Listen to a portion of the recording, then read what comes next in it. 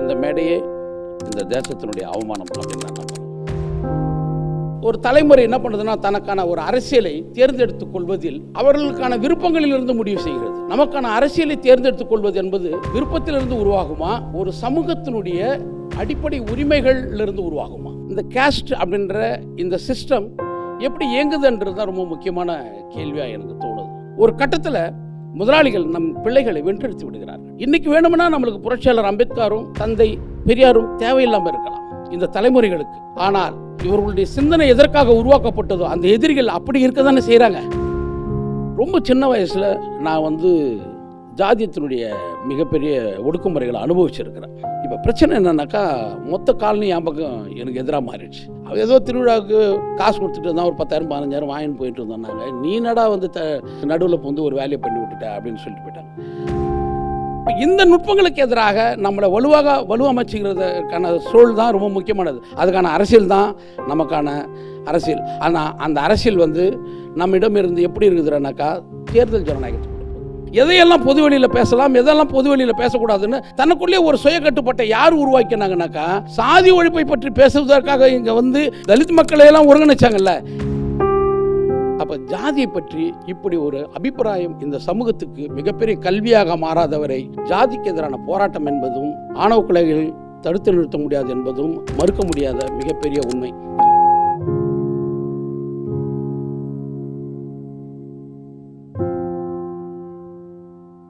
இந்த மேடையே இந்த தேசத்தினுடைய அவமானம் அப்படின்னு நான் நம்புகிறேன்.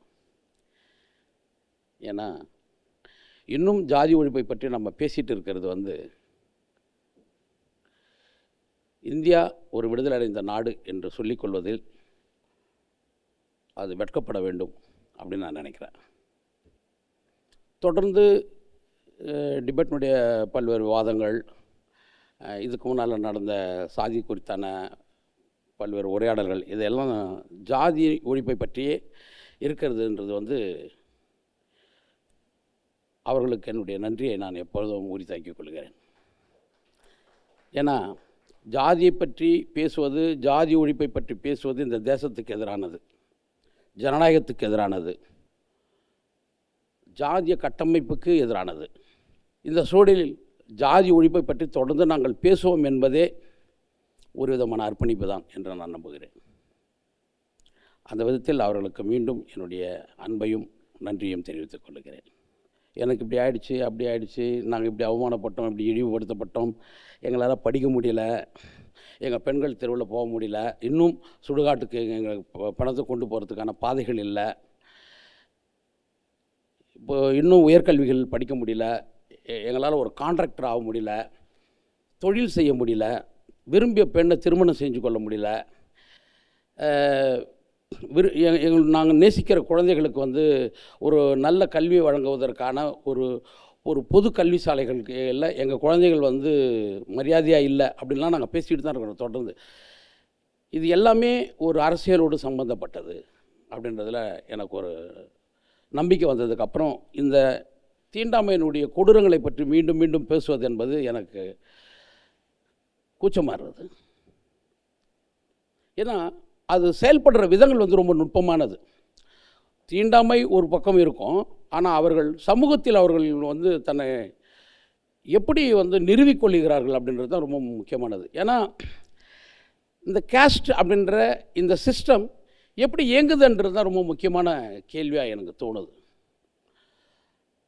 அது ஒரு கடிகாரம் போல் அதுக்கு யாராவது கீ கொடுக்குறாங்களா, இல்லை ஒரு விளக்கை போல் அதுக்கு அந்த திரியை ஏற்றிக்கிட்டே இருக்கிறாங்களா, அதுக்கு எண்ணெய் ஊற்றிக்கிட்டே இருக்கிறாங்களா, யார் இதை தொடர்ந்து இயங்க செய்கிறாங்க, எந்த சமூகம் இதை தொடர்ந்து இயங்குவதற்கு மிகப்பெரிய பலமாக இருக்கிறது, அரசு இதுக்கு இதில் எவ்வளோ ரகசியமாக வேலை செய்கிறது, முதலாளிகள் இந்த சமூக கட்டமைப்பு இப்படி இருப்பது தான் இந்தியா போன்ற நாடுகளில் கார்ப்பரேட்டுகள் தன்னுடைய வணிகத்தை நடத்துவதற்கான மிகப்பெரிய வாய்ப்பாக இருக்கும்.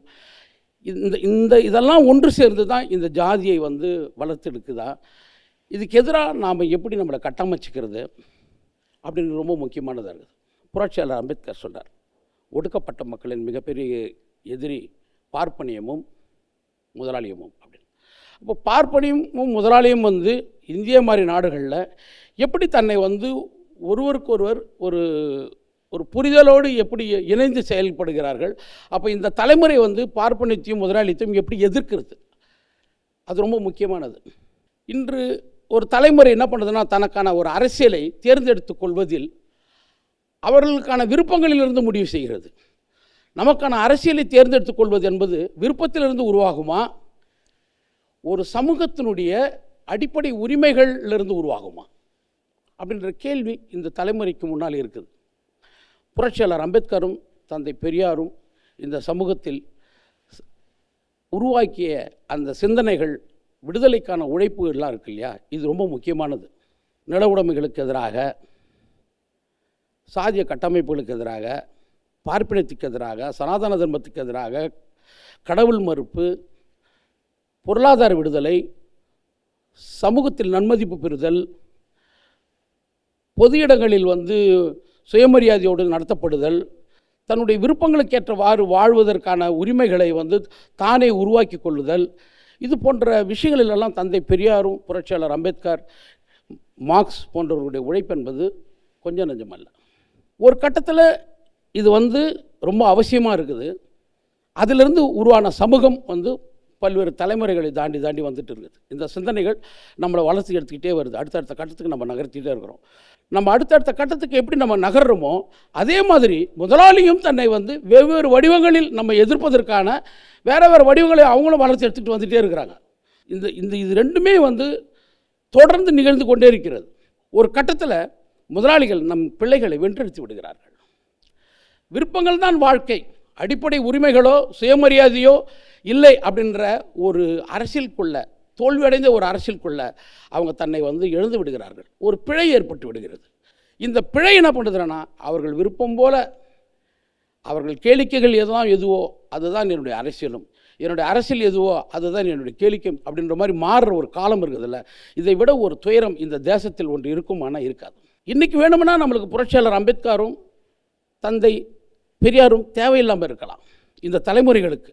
ஆனால் இவர்களுடைய சிந்தனை எதற்காக உருவாக்கப்பட்டதோ அந்த எதிரிகள் அப்படி இருக்க தானே செய்கிறாங்க. ஜாதி ஒடுக்குமுறை இல்லையா, இல்லை சுரண்டல்கள் இல்லையா, நம்மளை இழிவுபடுத்துகின்ற எல்லா வாழ்க்கை சம்பவங்களும் முடிவடைந்து விட்டுதானே? அப்படிலாம் இல்லை. முதலாளிகள் அதை இன்னும் நுட்பமாக செயல்படுத்தி கொண்டு தான் இருக்கிறார்கள்.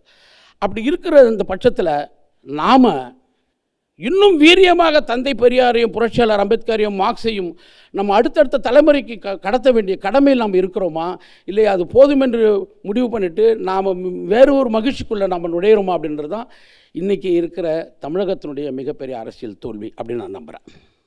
இதை செய்ய வேண்டியவர்கள் தவறிவிட்டார்களோ அப்படின்ற ஒரு கோபமும் எனக்கு இருக்குது. செய்ய வேண்டியவர்கள் தொடர்ந்து இந்த தலைமுறையிடம் அதை கற்பித்திருந்தால் இந்த பிழை நிகழ்ந்திருக்காது இந்த தலைமுறைக்கு அப்படின்ற ஒரு வருத்தம் இருக்குது. ரொம்ப சின்ன வயசில் நான் ஜாதியத்தினுடைய மிகப்பெரிய ஒடுக்குமுறைகளை அனுபவிச்சிருக்கிறேன். அந்த அவமானங்களை விட அவர்கள் எவ்வளோ நுட்பமாக நம்மிடம் நடந்து கொள்வார்கள் என்று தான் நான் பேசணும்னு அப்படின்னு நான் நினைக்கிறேன். ஏன்னா எதுவுமே தெரியாத போது ஒரு கிராம சூழலில் வாழும்போது அங்கே ஊர் தெருவு காலனிக்குள்ளே இருக்கிறவங்களுக்கு என்னென்ன மாதிரியான வாய்ப்புகள் இருக்கிறது இதெல்லாம் நம்ம அனுபவிச்சது தான். இது புதுசு இல்லை. இந்த சூழ்நிலையிலேருந்து ஒருத்தன் வருவன் திருமணம் பண்ணிக்கிறதுன்றது இன்னும் கொடூரமானது. அது புதுசு இல்லை. ஆனால் அதை விட இன்னும் நுட்பமாக அவர்கள் எப்படி நம்மோடு வாழ்ந்து கொண்டிருக்கிறார்கள் என்று தான் அதை இன்னும் கண்டறியாமல் நம்ம வாழ்ந்துன்னு இருக்கிறது தான் இங்கே பிரச்சனை. அது மிகப்பெரிய சமூக நீதி பேசுகின்ற அரசியலிலும் இருக்கிறதுன்றது தான் இந்த தோல்வி அப்படின்னு நான் நினைக்கிறேன். அங்கே தான் நம்ம தோத்துட்டோம். நம்ம குழந்தைகளை நம்ம தவற விட்டுட்டோம். சமூக நீதி பேசுகின்ற அரசியலில் ஜாதி இருக்குது, அங்கே நம்ம அங்கே ஏமாற்றப்பட்டிருக்கிறோம். தலித்துகள் ஏமாற்றப்பட்டிருக்கிறார்கள். எங்களோடு இணைந்து சமூக நீதி பேசுபவர்கள் எங்களை ஏமாற்றியிருக்கிறார்கள். இந்த ஏமாற்றுதலும் ஏமாற்றுவதற்கான சிந்தனையும் ஏமாறப்பட்டதும் ஒன்று சேர்ந்து நம்மளுடைய குழந்தைகளை, ரெண்டு பேருடைய குழந்தைகளையும், தலித் குழந்தைகளும் நான் தலித் குழந்தைகளும் என்ன பண்ணிடுச்சுன்னா, முதலாளிகள் ரொம்ப சௌகரியமாக அடிச்சுட்டு போயிட்டானுங்க.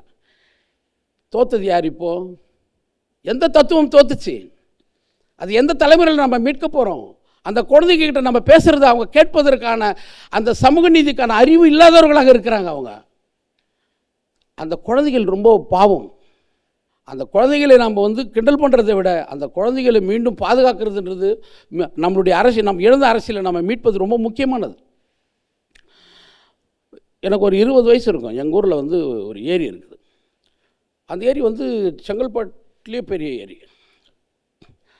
செங்கல்பட்டு மாவட்டமாக இருக்கும்போது நான் சொல்லும்போது தமிழகத்தில் ஒரு 2வது இடத்துல இருக்கக்கூடிய ஒரு பரப்பளவு உள்ள ஒரு ஏரி. அந்த ஏரியில் வந்து விரால் மீன் வந்து அதிகமாக இருக்கும். மீன் வந்து அதிகமாக இருக்கும். எல்லா சென்னையில் இருக்கிற எல்லா மீன் மார்க்கெட்டும் அங்கே தான் வருவாங்க. ஆனால் பொதுவாக ஊர் தேர்வாட்கள் தான் அந்த ஏரி என்ன பண்ணுவாங்கன்னா, அதில் இருக்கிற எல்லா வளங்களையும் அனுபவிப்பாங்க. காலனியில் இருக்கிறவங்களை கூப்பிட்டு என்ன பண்ணுவாங்கன்னாக்கா, கோயில் திருவிழாவுக்கான பணத்தை கொடுத்துருவாங்க. ஒரு சின்ன பணம், ஒரு 10,000 ரூபாய் கொடுத்து திருவிழா பார்த்துங்க. காலனியினுடைய மிகப்பெரிய தேவை என்ன, இன்ன வரைக்கும் அப்படி தான் இருக்குது நிறைய காலனிகள். தேவை என்னென்னா, கோயில் திருவிழா பண்ணுறதுக்கு துட்டு வேணும். அதுக்கு டொனேஷன் போய் நின்று இருப்பான். பெருமாள் கோயிலில் ரெடி பண்ணணும், கங்கம்மா கோயிலுக்கு வந்து கூழ் ஊற்றணும், எல்லம்மா கோயிலில் வந்து இது திருவிழா பண்ணணும், இப்படி தான் போய் நிற்பான். வேறு எதுக்காகவும் அவன் போய் இருக்காது. இதை அவங்க புரிஞ்சுக்கிட்டாங்க. எந்த மதம் நம்மளை நம்ப வைக்கப்பட்டதோ அந்த மதத்தின் வழியாக நம்மளை சுரண்டுறது. அப்போ என்ன ஆகுன்னா, ஏரிக்கரையை சுற்றி பனைமரங்கள் இருக்கும். 1000 பனைமரங்கள். இந்த பனைமரங்கள், இந்த ஏரி, இந்த ஏரியில் இருக்கிற மீன், இந்த ஏரி கரையில் இருக்கிற பனைமரங்கள் எல்லாமே ஒரு எக்கனாமிக் ஜோனாக இருக்கும். ஒரு கிராமத்தினுடைய மிகப்பெரிய பொருளாதார இடமாக இருக்கும், பொருளாதாரத்துக்கான இடமாக இருக்கும். அப்போ என்ன ஆகிடும்னா, இப்போ பனைமரம்னு எடுத்துட்டிங்கன்னா ஓலை விற்பாங்க, குருத்து விற்பாங்க, நார் விற்பாங்க, அதில் இருக்கிற மட்டைகளை விற்பாங்க, எல்லாமே விற்பனைக்கு போயிடும் ஏலம் விட்டுட்டாங்கன்னா. மீன் அதே மாதிரி தான். கிட்டத்தட்ட லட்சக்கணக்கில் மீன்கள் வந்து வியாபாரம் செய்வாங்க அந்த டைமில். நான் சொல்கிறது வந்து 30 வருடங்களுக்கு முன்னால். 30 வருடங்களுக்கு முன்னால் லட்சக்கணக்கில் மீன் விற்கிறதுன்றது வந்து ஒரு பெரிய பொருளாதாரம் அது. ஆனால் காலனிக்கு அவங்க என்ன பண்ணுவாங்கன்னாக்கா, ஒரு சின்ன காசு கொடுப்பாங்க.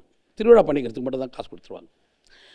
இதை புரிஞ்சிட்ட வயசில் அந்த டைமில் தான் வந்து எங்ககிட்ட வந்து மு. சுந்தரராசனார்னு சொல்லிட்டு ஒரு பௌத்த பெரியவர் இருந்தார்.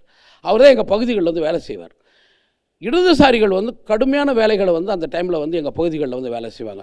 இவங்க எல்லாமே சேர்ந்து எங்களுக்கு வந்து ஒரு விதமான ஒரு அரசியல் அறிவை ஏற்படுத்தியிருந்தாங்க. அப்போ நான் என்ன பண்ணிட்டேன்னா, அந்த டைமில் கலெக்டர்கிட்ட போய்ட்டு ஒரு மனு கொடுத்தேன். இது வந்து காலனிக்கும் ஊருக்கும் சேர்ந்த ஒரு ஏரி, ஆனால் இதில் இருக்கிற லாபங்கள் எல்லாமே வந்து வளங்கள் எல்லாமே ஊர் தேர்வு அனுபவிக்குது. ஒரு சின்ன காசு தான் வந்து எங்களுக்கு வந்து திருவிழான்ற பேரில் கொடுக்குறாங்க. அதனால் நாங்கள் வந்து இந்த ஏரி வந்து அரசே ஏலம் விடணும், அரசு ஏலம் விட்டு அவங்களே ஏலம் விட்டுக்கிறதுனால தான் எங்களால் கேட்க முடியல. அதனால் ஏலம் விடும்போது அரசு ஏலம் விடணும். அரசு ஏலம் விட்டுச்சுனாக்கா அப்போ என்ன தொகை வருதோ அந்த தொகை நாங்களும் காலனி ஊரும் வந்து சரிசமமாக பகிர்ந்துக்கணும் அப்படின்னு சொல்லி கலெக்டரை பார்த்து ஒரு மனு கொடுத்தோம். அதன் பிரகாரம் ஏலம் விடுற நாள் வந்துச்சு. ஏலம் விட்டாங்க. நாங்கள் எல்லாமே என்ன நினச்சோன்னா, நம்ம ஜெயிச்சிட்டோம், இனிமேல் நமக்கு வந்து இவங்ககிட்ட இருந்து நம்ம வந்து சரிசமமாக இந்த காசை நம்ம பகிர்ந்துப்போம் அப்படின்னு நாங்கள் நினச்சோம். ஆனால் என்ன நடந்ததுனாக்கா, அரசு வந்து ஏலம் விட வந்துச்சு. ஆனால் ஏலம் எடுக்க ஆள் இல்லை. ஏன்னா யாரும் ஏலம் எடுக்கக்கூடாதுன்னு சொல்லியாச்சு. இதுதான் இந்த காஸ்டினுடைய ரொம்ப நுட்பம். அது எப்படி வந்து தன்னை வந்து இன்ன வரைக்கும் தகவமைச்சிக்குது அப்படின்னாக்கா அதுதான். இது தீண்டாமையோட ரொம்ப மோசமாக இருந்துச்சு. இது ஒரு விதமான தீண்டாமை. யாருமே ஏலம் எடுக்க வரணும். ஆனால் எல்லா வியாபாரிகளும் வந்துட்டாங்க. சென்னையிலேருந்து வியாபாரி வந்துட்டாங்க, பழவர்காட்டிலேருந்து வியாபாரிங்க வந்துட்டாங்க, எல்லாருமே வந்தாச்சு மீன் வாங்குறதுக்கு. ஆனால் யாருமே அதை வாங்குறதுக்கு தயாராக இல்லை, ஏலம் கூற தயாராக இல்லை. அப்போ ஒரு சின்ன ஒரு தொகைக்கு மட்டும் ஏலம் விட்டுட்டு, அரசு வேலை விட்டுட்டு அதுக்கான பணத்தை வாங்கிட்டு போயிட்டாங்க. ஒரு 10,000 ரூபான்னு வச்சுங்களேன். இப்போ எனக்கு சரியான அந்த பணத்துடைய தொகை நினைவில் இல்லை. ஒரு 10,000 ரூபான்னு வச்சுங்களேன்.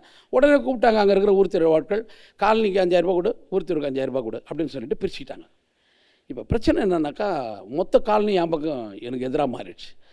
அவள் ஏதோ திருவிழாவுக்கு காசு கொடுத்துட்டு இருந்தான், ஒரு 10,000 15,000 வாங்கின்னு போயிட்டு இருந்தோம்னாங்க. நீ நடா வந்து நடுவில் வந்து ஒரு வேலையை பண்ணி விட்டுட்ட அப்படின்னு சொல்லிட்டு போயிட்டாங்க. சொல்லிட்டு பயங்கர பிரச்சனை பண்ணிட்டாங்க. எனக்கும் வந்து இது எப்படி எதிர்கொள்ளணும்னு எனக்கு தெரியல. கொஞ்ச நேரம் பொறுத்து அரசு அதிகாரிகள்லாம் அங்கேருந்து போயிட்டதுக்கப்புறம் திரும்ப என்ன பண்ணாருன்னா, அந்த ஏலம் எடுத்தார்ல அந்த ஊர் தேர்வு சேர்ந்த அந்த காஸ்டின்டு, அவர் என்ன பண்ணுறாருன்னா, திரும்பவும் அந்த ஊர் தேர்வுக்காரங்களை கூப்பிட்டு கோயில் திருவிழாவுக்கு என்னுடைய டொனேஷனை வச்சுக்கணும்னு சொல்லிட்டு போயிட்டார். அந்த ஏலத்தை அவங்க திரும்ப லட்சக்கணக்கில் ஏலம் விட்டாங்க. இப்போ மொத்த காசையும் அவங்க எடுத்துகிட்டு போயிட்டாங்க. இதை எதிர்கொள்கிறதுக்கே எங்களுக்கு தெரியல. இவ்வளோ நுட்பமாக தான் ஜாதி இந்துக்கள் இன்ன வரைக்கும் எங்களை வந்து எதிர்கொள்ள எங்களை எதிர்க்கிறாங்க. இதெல்லாம் எதிர்த்து பழகி நான் வரும்பொழுது என்ன ஆகுதுறானாக்கா, எவ்வளோ கேவலமாக வயலன்ஸில் உருவாக்க முடியுமோ, கொலை செய்ய முடியுமோ, இதுக்கான எல்லா வேலைகளும் இது தமிழ்நாடு முழுதும் நடந்திருக்குது, இந்தியா முழுதும் நடந்திருக்குது. இந்த மாதிரியான விஷயங்கள் அதுக்கு நம்ம சொல்லணுன்ற அவசியம் இல்லை. அவ்வளோ தகவல்கள் நம்மக்கிட்ட இருக்குது. இந்தியா முழுதும் நடந்த இந்த மாதிரியான படுகொலைகள் பொருளாதாரத்துக்காக நாம் போராடும் பொழுது நமக்கு ஏற்படுகின்ற மிகப்பெரிய கொடூரங்கள் வந்து சொல்ல முடியாது. அப்போ இந்த நுட்பங்களுக்கு எதிராக நம்மளை வலுவமைச்சுக்கிறதுக்கான சூழல் தான் ரொம்ப முக்கியமானது. அதுக்கான அரசியல் தான் நமக்கான அரசியல். ஆனால் அந்த அரசியல் வந்து நம்மிடம் இருந்து எப்படி இருக்குதுன்னாக்கா தேர்தல் ஜனநாயகத்துக்குள்ளே போகுது. எனக்கு வந்து சாதிய கட்டமைப்பை பற்றி எனக்கு பெரிய பயம் இல்லை, கவலை இல்லை. அதை ஒழித்து விட முடியும் என்ற நம்பிக்கை எனக்கு உண்டு. ஆனால் சாதியை ஒழிக்கணும் அப்படின்னு சொல்லிட்டு உருவான அமைப்புகள் இருக்குது இல்லையா, இந்த அமைப்புகளெல்லாம் ஒரு கட்டத்தில் என்னவா மாறுதுறானாக்கா தேர்தலுக்குள்ளே போய் நிற்குது. தேர்தல் சிஸ்டம்ன்றது வேறு, கேஸ்ட் சிஸ்டம்ன்றது வேறு. இப்போ இவங்க எலெக்ஷன் அந்த பாலிடிக்ஸ்குள்ளே போயிட்டு உடனே தேர்தல் அரசியலுக்குள்ளே வந்துட்ட பிறகு என்ன நடக்குதுனாக்கா அது ஒரு விதமான வேலை திட்டங்களை இவங்ககிட்ட ஒப்படைச்சிடுது. இந்த சாதி ஒழிப்பை பற்றி பேசுகிற இந்த அமைப்பு கிட்ட வேறு விதமான வேலை திட்டங்களை ஒப்படைச்சிடுது. இப்போ முழுக்க இந்த தேர்தலில் வெற்றி பெறுறது எந்த சாதியாக கூட சமரசமாகிறது, எந்த கூட்டணிகள் கூட சமரசமாகிறது, எதையெல்லாம் பொதுவெளியில் பேசலாம், எதெல்லாம் பொதுவெளியில் பேசக்கூடாதுன்னு தனக்குள்ளே ஒரு சுய கட்டுப்பாட்டை யார் உருவாக்கினாங்கனாக்கா சாதி ஒழிப்பை பற்றி பேசுவதற்காக இங்கே வந்து தலித் மக்களையெல்லாம் ஒருங்கிணைச்சாங்கல்ல, இவங்க என்ன பண்ணிட்டாங்கன்னா இவங்களும் தனக்குள்ளே ஒரு கட்டுப்பாட்டை உருவாக்கினாங்க. இது வந்து தன் சொந்த சாதியினுடைய அதிகாரத்துக்கு எதிரானது அப்படின்றத பற்றி கூட அவங்க சிந்திக்கிறதுக்கு அவங்களுக்கு நேரம் இல்லாமல் தேர்தல் வெற்றியே இவங்களுடைய வெற்றியாக மாறும் பொழுது இங்கே என்ன ஆயிடுச்சுனாக்கா தலித் மக்களுடைய அதிகாரம் என்பது தோல்வி அடைஞ்சிடுச்சு. இதுதான் இங்கே இருக்கிற ஃபெயிலியர். ஏன்னா அதிகாரம், அதாவது சாதி ஒழிப்பு என்பது வேறு, தேர்தல் வெற்றி என்பது வேறு. தேர்தலில் போய் ஒருத்தர் வெற்றி அடைஞ்சிட்டான்னாக்கா அது சாதி ஒழிக்கின்ற நம்புறது தான் இங்கே மோசமான ஒரு நம்பிக்கை அப்படின்னு நான் நினைக்கிறேன். ஏன்னா தேர்தலில் வெற்றி பெறுறது என்பதற்கும் ஜாதி ஒழிப்பதற்கும் எந்த சம்மந்தமும் கிடையாது. இது வேறு ப்ரோக்ராம். சாதி ஒழிப்புக்கு முன்னால் ஒரு முதலாளி இருக்கிறான், சாதி ஒழிப்புக்கு முன்னால் ஒரு காஸ்ட் இண்டஸ்ட்ரி இருக்கிறான். ஆனால் தேர்தல் என்பது அப்படி இல்லை, அது வெறும் சமரசங்களை மட்டுமே உள்ளடக்கியது. சமரசங்கள் மட்டுமே உள்ளடக்கிய ஒரு தேர்தல் அரசியலுக்குள்ளே போய் ஜாதியை ஒழித்து அதன் மூலமாக ஒரு ஜனநாயகத்தை உருவாக்க முடியும், அதன் மூலமாக நம்மால் ஒரு அதிகாரத்தை வென்றெடுக்க முடியும் அப்படின்ற நம்பிக்கை நமக்கு இருந்தால் அந்த நம்பிக்கை தான் உலகத்தினுடைய மிகப்பெரிய பொய். அது ஒரு அரசியல் பொய். அது அந்த பொய்யிலிருந்து நம்மளை வெளியேற்றி கொள்ளாமல் நம் ஜாதி ஒழிக்க முடியாது. ஜாதி ஒழியாமல் நம் மீது இருக்கின்ற எல்லா விதமான வன்முறைகளும் அது வந்து ஒரு அவ்வளோ சீக்கிரம் வந்து அது ஒரு கட்டுப்பாட்டுக்குள்ளே வராது. ஏன்னா சாதி ஒழிப்புக்கு முன்னால், சாதி ஒழிப்பை பேசுபவர்களுக்கு முன்னால் இருக்கின்ற வன்முறைகளை நீங்கள் கட்டுப்படுத்தாமல் ஜாதி ஒழிப்பை நம்ம வந்து அவ்வளோ சாதாரணமாக நிகழ்த்திட முடியாது. அப்போ ஜாதி ஒழிப்பை நம்ம நிகழ்த்தணும்னாக்கா நமக்கு முன்னால் இருக்கிற எல்லா வன்முறைகளையும் நம்ம கட்டுப்படுத்தி ஆகணும். அப்போ கட்டுப்படுவதற்கு ஒரு அரசு தயாராக இருக்குதுன்னா அரசு தயாராக இல்லை. இப்போ சமீபத்தில் தனிச்சட்டம் இயற்றணும் அப்படின்னு சொன்னாங்க. ஆணவ கொலைகளுக்கு ஏதாவது தனிச்சட்டங்களை இயற்றணும் அப்படின்னும் போது அந்த கூட்டங்களெல்லாம் நான் பங்கேற்றேன். இருந்தாலும் எனக்கு ஒரு ஏக்கம் இருந்துச்சு. அப்படி ஒரு சட்டம் நிகழ்ந்துட்டால் ரொம்ப மகிழ்ச்சி தான். ஆனால் அந்த சட்டம் வந்து யார் ஏற்றுவாங்க அப்படின்றது தானே இங்கே இருக்கிற அரசியல்வாதிகள் தானே. எந்த ஜாதி தன் காலகாலமாக பாதுகாத்து எந்த ஜாதியினுடைய ஓட்டுகளால் தான் அதிகாரம் பெற்றவர்கள் அந்த ஜாதிக்கு எதிராக ஒரு தனி சட்டம் ஏற்றுவார்கள் என்பது எனக்கு வந்து ஒரு நம்பிக்கையற்ற ஒரு சூழ்நிலை உருவாது. இருந்தாலும் அதை தாண்டி இந்த நாடு செய்யும் என்ற ஒரு ஏக்கம் நமக்கு இருக்குது.